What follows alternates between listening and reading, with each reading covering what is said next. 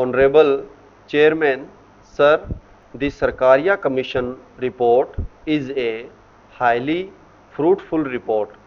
It is a very serious document which has taken into account the totality of the political life in the country, and it has made some very important recommendations. Through very wisely it has not touched the basic structure, the fundamental structure of our constitution, nor has it made any basic or radical institutional changes.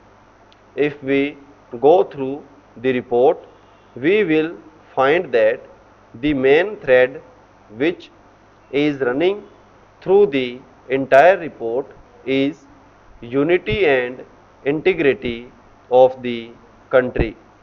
That is why the Sarkaria Commission has laid stress again and again on a strong center, and at the same time strong states.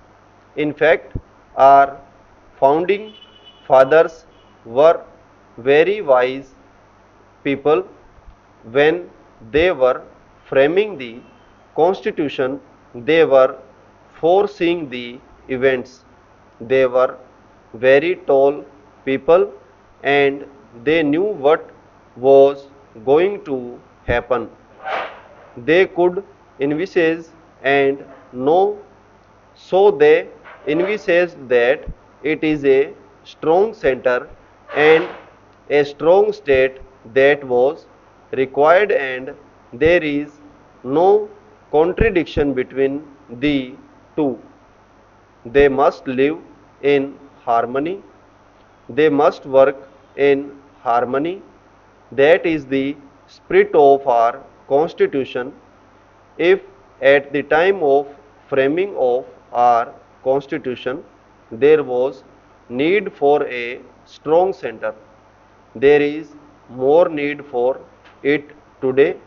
Sir, we are discussing something which will affect the future generation also. We are attempting to review the center-state relations after a very long time, and so we have to be objective. We have to debate from the party angle.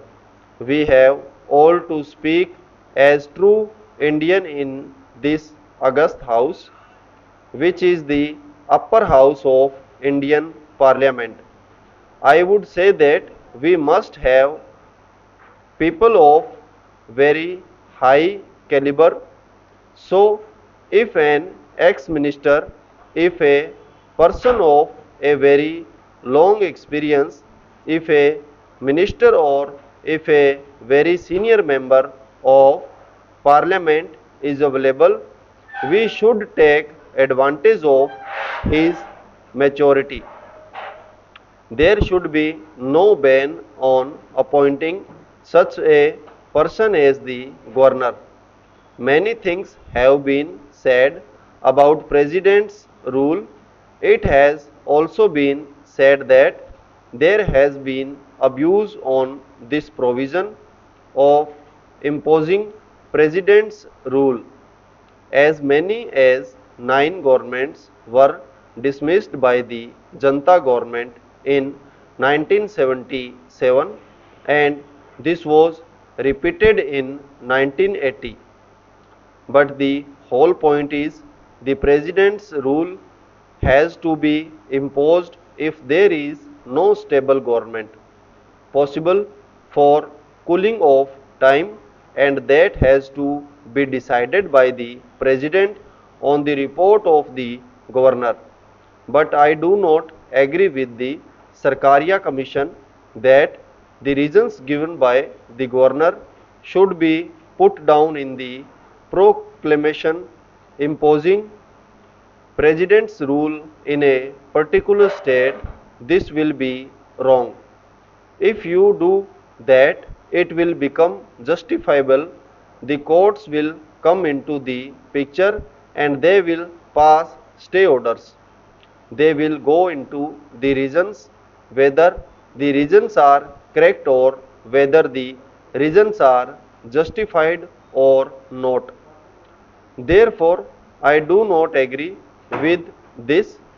Sir, I do not agree with the observations that it is desirable that a politician from the ruling party at the union is not appointed as governor of a state which is being run by some other party or a combination of other parties. In my opinion, that is not practicable.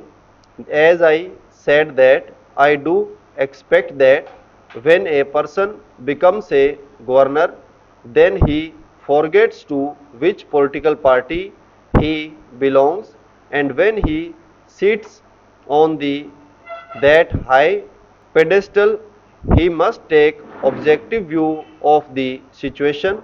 In any case, the Commission suggests a constitutional amendment. I would say do not bind the choice of the centre by writing in into the Constitution. All these good points must be taken into consideration, and we should have a convention that we will not appoint any person of a low caliber or a person who is not expected to deliver goods. About the All India services, I am surprised at the demand being made in certain quarters. A memorandum was given to the Sarkaria Commission by some people that this should be abolished or that states should be allowed to opt out of it.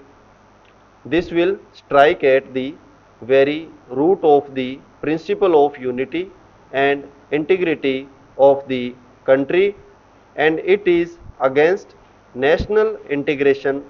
I am therefore glad that the Sarkaria Commission has rejected it.